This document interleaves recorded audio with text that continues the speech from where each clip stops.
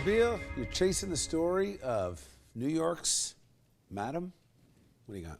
Kristin Davis became the infamous Manhattan Madam after she was busted for running a prostitution ring and providing call girls to Eliot Spitzer while he was still the governor of New York. Right here you have a list of all of your clientele, their likes, their dislikes, how much money they're willing to spend. Tell me why you kept this list, Kristin.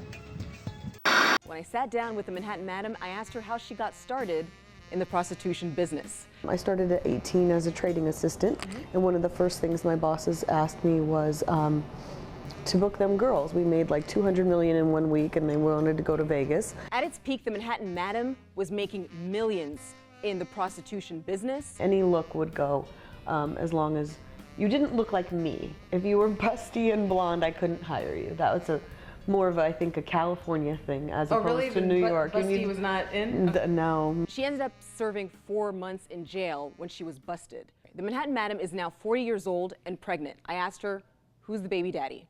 You've been with very powerful men. With all due respect, who is the father of your baby?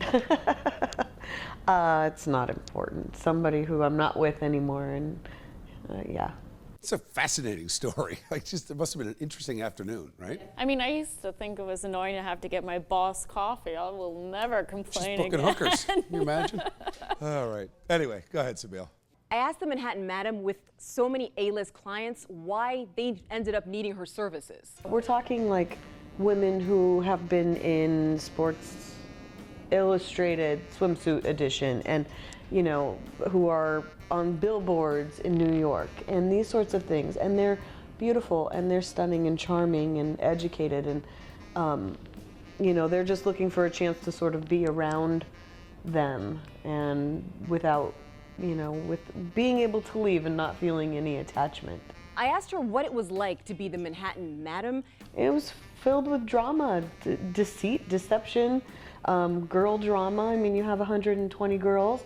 Your life consists of, you know, what is the Jay-Z song, 99 Problems? It was like 120 problems, all girls. It was nonsense. I asked the Manhattan Madam if she's now retired, and her answer will surprise you. I'll have that for you on the next Chasing News. Am I the only one? I don't know why she served time in jail. I don't know why prostitution is not legal. I mean, it just seems absurd to me. She ended up spending 4 months in jail for the prostitution charges, Yeah. but then a year for charges of illegal prescription drugs. There are probably other operators out there who are more capable, actually, than the Manhattan Madam, running rings in Manhattan right now. Successful because we're not talking about them. You don't know anything about them. That's a good point.